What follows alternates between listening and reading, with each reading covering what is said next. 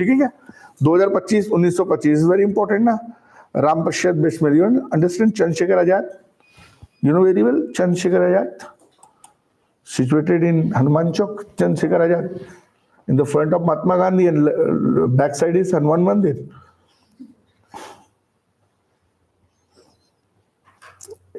Everyone understand na? Discuss all thing.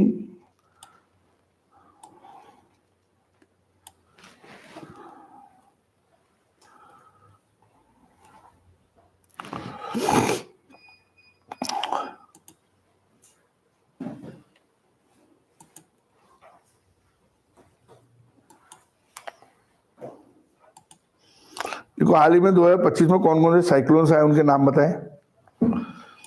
मैंने कल group में डाले थे. बताओ भाई 5 नाम कौन है अभिजीत? 5 साइक्लोन के नाम का बिना देखे बताओ. ऐसे देख के तो कोई भी बता सकता है.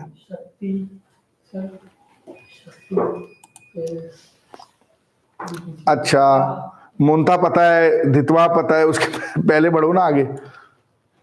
पक्का आएगा भाई साइक्लोन, पक्का आएगा. अभी समझ में नहीं आ रहा, एग्जाम में आएगा पक्का. चक्रवात शक्ति आएगा. चले बना लो मैपिंग कर लो प्रॉपर. चेर्नोबिल की घटना, जैसे भोपाल गैस त्रासदी पड़ा था, तो ये चेर्नोबिल की घटना को भी रशिया के जो कौन आए थे भारत में, व्लादिमीर पुतिन कौन है वहां के प्रधानमंत्री के राष्ट्रपति, हाँ, तो जो चेर्नोबिल पे मंडरा रहा है न्यूक्लियर लीकेज का खतरा, क्योंकि लगातार यूएनओ की रिपोर्ट में ऐसा खुलासा हो रहा है कि जो चेर्नोबिल की घटना हुई थी 1986 में. कब हुई थी? तो यहाँ पे लगातार रेडिएशन लीकेज को लेकर के बातें हो रही हैं. और अभी हाल फिलहाल में फरवरी में यहाँ पर एक ड्रोन था रशिया का, शाहेद 136, क्या नाम था उस ड्रोन का? शाहेद 136. उसने यहाँ पर जो है उसकी जो रशिया के ड्रोन ने जो यहाँ पर उसकी आउटर साइड को जो है होल कर दिया था. तो यूक्रेन ने इसको बोला था कि रूस का हमला है, तमाम बातें. चेर्नोबिल की घटना जो हुई थी, तो यहाँ पे एक रशिया के द्वारा लगातार घटनाएं हो रही है. यूक्रेन में चेर्नोबिल है, 1986 में चेर्नोबिल का रेडिएशन हुआ था, तो फिर से संभावना है चेर्नोबिल को लेकर के. तो चेर्नोबिल की घटना कब हुई थी पूछ सकता है? 1986 में हुई थी. कब हुई थी? लगातार देखो रशिया के द्वारा हमला हो रहा है, तो कुछ भी हो सकता है, कभी भी हो सकता है ना. रशिया है वो लगातार लड़ाई झगड़ा कर रहा है, प्रयास उनके जारी हैं. तो चेर्नोबिल की घटना को इंपॉर्टेंट लगा लेंगे. और चेर्नोबिल की घटना 1986 में हुई थी, ईयर याद रखेंगे. जैसे मिथाइल आइसोसाइनेट हुआ था, तो उसे 3 दिसंबर की मध्य रात्रि को, हमारे सिलेबस में भी था पहले, डायरेक्ट चेर्नोबिल था. उठा लेंगे इसको पॉइंट बना के जल्दी से.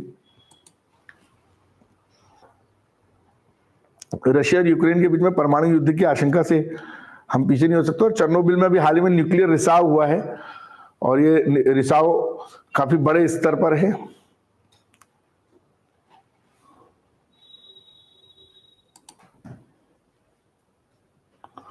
अभी जब व्लादिमीर पुतिन भारत आए थे तो बहुत सारी चीजों पर डिस्कशन हुआ है ना.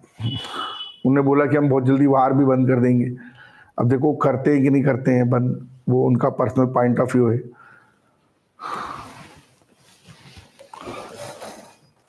चलिए कौन कौन सी घटनाएं पढ़ी अपन ने बताइए जरा. कौन बताएगा कौन कौन से टॉपिक पढ़े अपन ने? बताओ करिश्मा, कौन कौन से टॉपिक का डिस्कशन हुआ है अपने बीच में? सबसे पहले वंदे मातरम का. क्या है वंदे मातरम? थोड़ा 2 लाइन में बताओ. सर वंदे मातरम को अभी हाल ही में 150 साल पूरे हो रहे हैं. इसे बंकिम चंद्र चट्टोपाध्याय जी ने लिखा था.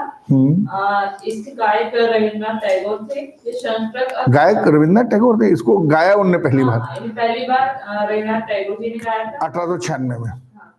और संस्कृत और बंगाली दोनों भाषा में लिखा गया. चलो दूसरा टॉपिक क्या पढ़ा था अपन ने भाई? बताओ, आप बताओ क्या पढ़ा था दूसरा टॉपिक? प्रेम विहार मंदिर. क्या है प्रेम विहार मंदिर? बताओ थोड़ा.